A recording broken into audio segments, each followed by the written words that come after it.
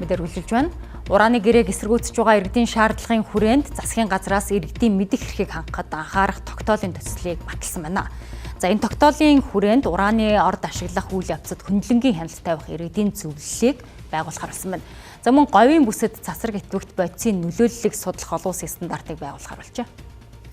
Иргэдийн хяналтын зөвлөлийг байгуулж ажилуулах, иргэдийн оролцоог хангуулах гэдэг утгаар нь бол бид энэхүү төслийн явцад хяналт тавих чиглэлээр төрийн бүс байгууллага, иргэний нийгмийн байгууллагууд, мэрэгжлийн хараат бус судлаа шинжээчдээс бүрдсэн орон тооны бүс иргэдийн хяналтын зөвлөлийг байгуулж ажиллахыг Монгол Улсын сайд хэрэгжлэхийн дарга учрал Эрдэнэс Монгол компани, Наран цогт Мон Атом компани захирал Далай Жаргал нарт бол даалгасан.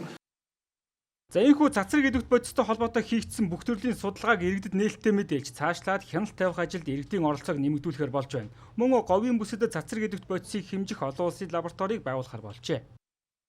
Цацраг идэвхт бодисын нөлөөлөл, хөрс, ус, агаарын орчны бохирдлын нөлөөллийг хэмжих ийм олон улсын стандартыг хангасан олон улсын лабораторийг бүсийн хэмжээнд байгуулахаар ийм бас шийдвэр гарсан байгаа.